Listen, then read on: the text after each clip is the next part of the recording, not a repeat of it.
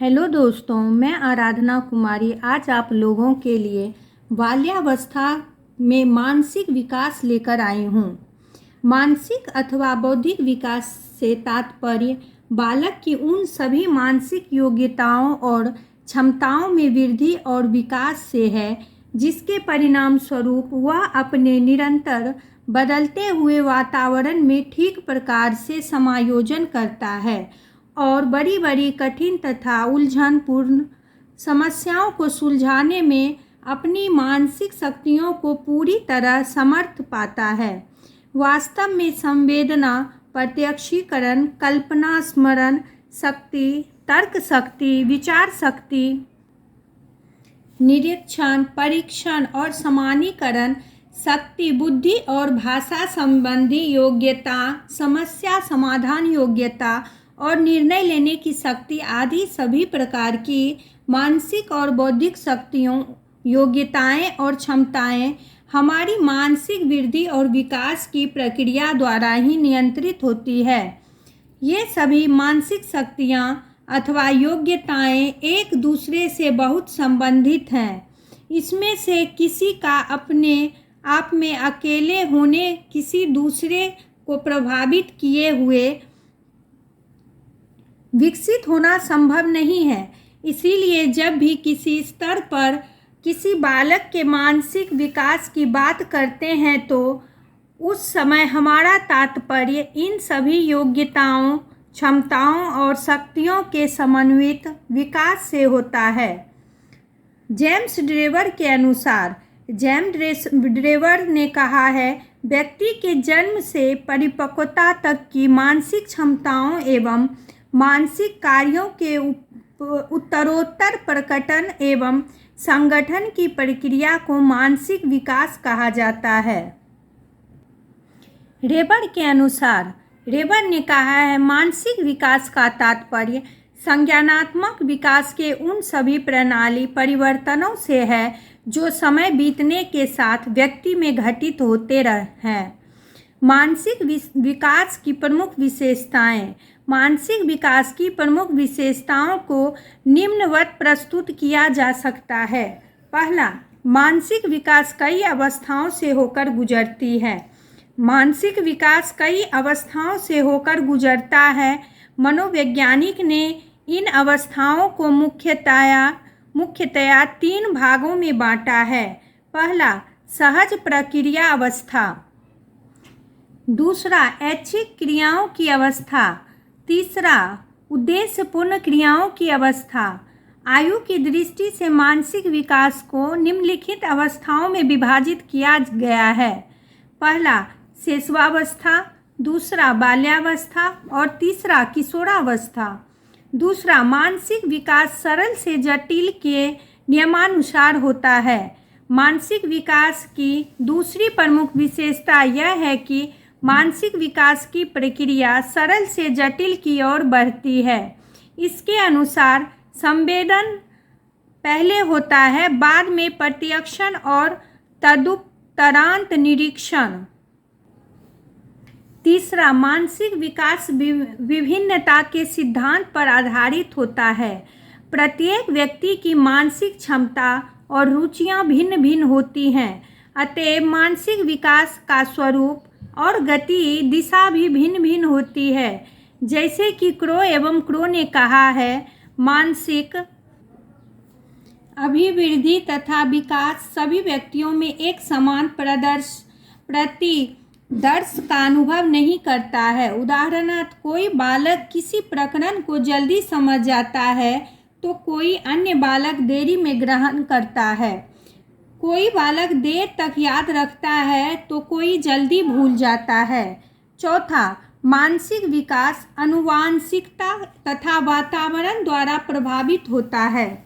मानसिक विकास आनुवंशिकता तथा वातावरण से सर्वाधिक प्रभावित होता है। बी.एन. झा के अनुसार आनुवंशिकता व्यक्ति की जन्मजात विशेषताओं का पूर्ण योग है। जिस बर्ट के अनुसार, जो किसी एक वस्तु को चारों ओर से घेरे हुए हैं तथा उस पर प्रत्यक्ष प्रभाव डालता है, वह वातावरण होता है। व्यक्ति के विकास की प्रक्रिया में दोनों की महत्वपूर्ण भूमिका होती है। मानसिक विकास भी इसका अपवाद नहीं है। 5वां, मानसिक विकास तथा अन्य विकास परस्पर संबंधित होते हैं। व्यक्ति का मानसिक विकास तथा शारीरिक विकास परस्पर संबंधित होते हैं। दूसरे शब्दों में मानसिक विकास का व्यक्ति के शारीरिक विकास से घनिष्ठ संबंध होता है। यह कहा भी गया है, स्वस्थ शरीर में स्वस्थ मस्तिष्क निवास करता है। इसी प्रकार भावनात्मक, संज्ञात्मक तथा सामाजिक विकास भी मानसिक विकास से संबंधित होते हैं। बाल्यावस्था में मानसिक विकास। बाल्यावस्था में मानसिक विकास की गति अति तीव्र होती है। बालक की मानसिक क्रियाओं में परिपक्वता दिखाई पड़ती है। पहला, 6ठा वर्ष, बालक की वृद्धि एवं मानसिक शक्तियों का पर्याप्त विकास हो जाता है। वह सार्थक प्रश्नों का सही उत्तर देने लगता है। उसमें स्मरण शक्तियाँ एवं कल्पना शक्ति का पर्याप्त विकास हो जाता है तथा भाषा का कुशलतापूर्वक प्रयोग करने लगता है। दूसरा, 7वां वर्ष, बालक छोटी छोटी घटनाओं का वर्णन कर लेता है, वस्तुओं में समानताएं और अंतर बताता है, संदेश ला एवं ले जा सकता है। तीसरा, 8वां वर्ष, 8वें वर्ष में बालक छोटी छोटी सामान्य समस्याओं का हल करने की क्षमता विकसित कर लेते हैं, कहानियाँ, कविताएं याद कर लेता है। चौथा, 9वां वर्ष, बालक समय, दिन, तारीख, वर्ष आदि बताने लगता है। उसे सिक्कों का ज्ञान हो जाता है। बालक को रुपये, पैसे गिनना, जोड़ना, घटाना, समय, दिन, तारीख, महीना व वर्ष आदि का ज्ञान हो जाता है। 5वां, 10वां वर्ष, बालक द्रुत गति से बोलने लगता है। 3 से 4 मिनट में 60-70 शब्द कह सकता है। दैनिक जीवन के नियमित कार्यों को स्वयं करने में सफल हो जाता है। वह सही ढंग से निरीक्षण और तार्किक चिंतन करने लगता है। 6ठा, 11वां वर्ष, लगभग 6 अंक आगे तथा और लगभग 4 अंक पीछे की ओर उल्टी गिनती तथा पुनरावृत्ति कर सकता है। साधारण गद्यांश पढ़कर उसका सारांश बता सकता है। छोटी छोटी वस्तुओं तथा घटनाओं की तुलना कर सकता है। किसी घटना का कारण बता सकता है। 7वां, 12वां वर्ष, बालक में तर्क और समस्या को हल करने की योग्यता का विकास हो जाता है। वह विभिन्न परिस्थितियों की वास्तविकता जानने का प्रयत्न करता है। कठिन शब्दों की व्याख्या करने तथा छोटी छोटी बातों का कारण बताने की क्षमता का विकास हो जाता है। विवेक में वृद्धि हो जाती है, जिससे वह दूसरे बालकों को सलाह भी देने लगता है। वह देखी हुई वस्तु या घटना के बारे में 75% तक बातें बता सकता है। बाल्यावस्था के दौरान बालक बालिकाओं की ज्ञानेंद्रियां परिपक्व हो जाती है। डी, मानसिक विकास को प्रभावित करने वाले कारक। मानसिक विकास को प्रभावित करने वाले कारकों के बारे में क्रो ने लिखा है, विभिन्न कारक मानसिक विकास को प्रभावित करते हैं। वंशागत नाड़ी मंडल की रचना संभावित विकास की गति और सीमा को निश्चित करती है। कुछ अन्य भौतिक दशाएं या व्यक्तिगत और वातावरण संबंधी कारक मानसिक प्रगति को तीव्र या मंद कर सकते हैं। मानसिक विकास को प्रभावित करने वाले कुछ प्रमुख कारक निम्नवत हैं। पहला, वंशानुक्रम। मनोवैज्ञानिकों ने अपने अध्ययनों के द्वारा यह सिद्ध कर दिया है कि बालक को वंशानुक्रम से मानसिक गुण और योग्यताएं प्राप्त होती है। इस संबंध में गेट्स तथा अन्य का कहना है, किसी व्यक्ति का उससे अधिक विकास नहीं हो सकता है। जितना कि उसका वंशानुक्रम संभव बनता है। दूसरा, परिवार का वातावरण। बालक के मानसिक विकास को परिवार का वातावरण बहुत प्रभावित करता है। बालक परिवार के वातावरण के अनुसार ही भाषा बोलने का ढंग आदि सीखता है। जिन परिवारों में बालक के पढ़ने लिखने पर ध्यान दिया जाता है, वातावरण शांत और रचनात्मक होता है, बालकों के मानसिक अभ्यास के लिए तरह तरह के गेम तथा उपकरण उपलब्ध होते हैं, वहाँ मानसिक स्वास्थ्य का विकास उत्तम ढंग से होता है।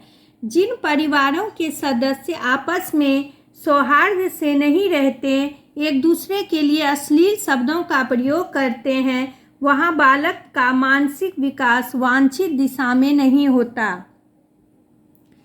तीसरा, परिवार की सामाजिक और आर्थिक स्थिति। उच्च सामाजिक एवं आर्थिक स्थिति से आने वाले बालक का मानसिक विकास निम्न सामाजिक एवं आर्थिक स्थिति वाले कारक से अधिक अच्छा होता है। इसका कारण यह है कि प्रथम प्रकार की स्थिति से आने वाले बालक को सभी साधन, सुविधाएं तथा अवसर प्राप्त होते हैं। चौथा, स्वास्थ्य। शारीरिक स्वास्थ्य का मानसिक स्वास्थ्य से घनिष्ठ संबंध होता है। प्राचीन काल से ही स्वीकार किया जाता है कि स्वस्थ शरीर में ही स्वस्थ मस्तिष्क का निर्माण होता है। शारीरिक दृष्टि से सबल तथा स्वस्थ बालक प्रायः निर्बल और अस्वस्थ बालक की अपेक्षा अपनी मानसिक क्षमताओं को अधिक अच्छे ढंग से विकसित कर लेता है। पांचवां, अध्यापक। अध्यापक का व्यक्तित्व तथा उसके द्वारा विद्यार्थी के साथ होने वाली अंतःक्रियाओं का बालक के समाजीकरण पर सीधा प्रभाव पड़ता है। सामान्यतः देखा गया है कि अध्यापक स्वयं सामाजिकशील गुणों से पूर्ण हैं तथा बालकों के साथ स्नेहमयी अंतःक्रियाएं करते हैं, तो इससे बालकों में प्रोत्साहन होता है। बालकों में सांवेगिक और सामाजिक समायोजन की क्षमता बढ़ जाती है। ऐसे बालकों का समायोजन तेजी से होता है। बालक अध्यापक के व्यवहारों का अनुकरण करते हैं, अतः यदि अध्यापक स्वयं ही कुसमायोजित होगा तो बालक में कुसमायोजन की समस्या आ जाती है और उनके समाजीकरण की प्रक्रिया धीमी पड़ जाती है। हिल और एटोन ने एक अध्ययन में पाया कि जो अध्यापक बालकों के साथ पुरस्कारी अंतःक्रिया अधिक करते हैं, उनके व्यवहारों का अनुकरण बालक अधिक करता है। छठा, संवेगात्मक विकास। बालक का संवेगात्मक विकास भी उसके सामाजिक विकास को प्रभावित करता है। स्नेह और विनोद के भाव रखने वाला बालक सभी का स्नेह पात्र होता है, जबकि इसके विपरीत सदैव ईर्ष्या, क्रोध, द्वेष व घृणा के भाव रखने वाले बालक की अपेक्षा करते हैं। ऐसी स्थिति में दोनों के सामाजिक विकास में अंतर होना स्वाभाविक है। क्रो के अनुसार संवेगात्मक और सामाजिक विकास साथ साथ चलते हैं। दोस्तों, आप लोगों को मेरी यह वीडियो अच्छी लगी हो तो please like, share and comments करें।